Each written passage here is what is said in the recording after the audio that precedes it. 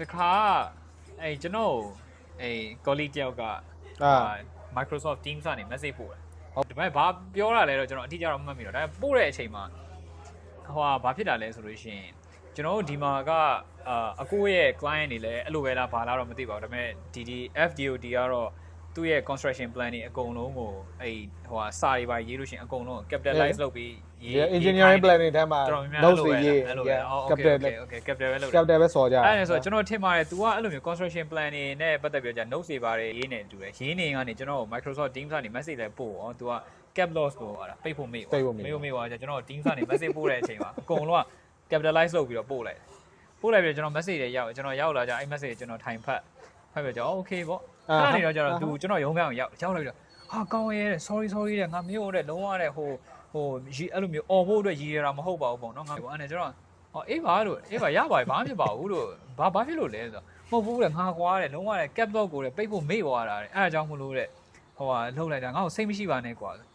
အဲ့ကြောင့်မှကျွန်တော်စစဉ်းစားဘာဖြစ်လို့လဲလို့ဟိုဟာအင်းပေါ့ message ပို့တာမှာလို့ cap lock နဲ့capitalize လုပ်ပြီးရေးလို့ရှိရင်သူများ order လားလို့ဆိုအေးလေးတဲ့ cap lock နဲ့အမြင်တောင်းနဲ့သူများအဲ့လိုမျိုးဟို capitalize လုပ်ပြီးတော့ကြာမရေးဘူးပေါ့နော်ရေး serious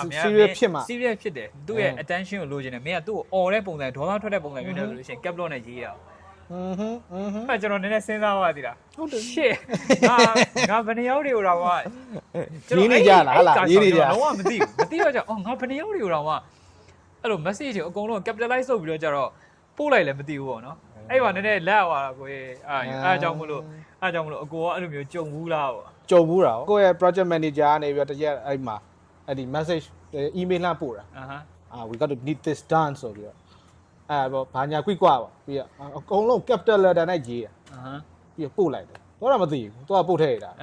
ပို့ထည့်လိုက်တော့အကိုကရတယ်ကြည့်လိုက်ဟာဘာဖြစ်တာလဲမသိဘူးပေါ့ this is serious ပေါ့နော်ဟာအကြီးတွေရေးထားတယ်ပေါ့ capital letter တွေပဲအဲ့နဲ့အကိုရဲ့အောက်က junior engineer မလေးကလာပြီးတော့ဟာတဲ့ဟဲ့ငါတို့ email ရတယ်တဲ့ဘယ်လိုလုပ်ကြမလဲတဲ့ဒီကြီးအကြီးပဲငါတို့ဘာ fuck up ဖြစ်သွားတယ်လည်းမသိအဲ့ငါလည်းဟာမသိဘူးလေသွားမေးကြည့်ကြအောင်အဲ့သွားမေးရငါတို့အဲ့မှာသွားလဲသွားမေးရောဟိုဘေးကြီးအခန်းထဲမှာသူ့ office ထဲရောက်သူကပြုံးဟေးဘာလုပ်ဖို့လဲခမရကျုပ်တို့ email capital letter တဲ့အကုန်လုံး email capital letter အကုန်လုံးနဲ့ရေးပြီးပို့ထားရလေဆိုဟေးဘာဖြစ်လို့လဲမဟုတ်လေတော့တက်မှာဒီလိုရေးပြီးဆိုရင် it's like yelling မတော့ on နေတာပေါ့ဆိုတော့တအား serious ဖြစ်တယ်ထင်တော့နှစ်ယောက်လုံးရောက်လာတာလို့ဘယ်ဟုတ်မလဲဘဲကြီးကအဲ့ဒါ notes ရေးနေတော့တဲ့ email ရေးဖို့တတိရေးလို့ဝင်ပြီးရေးတာဩ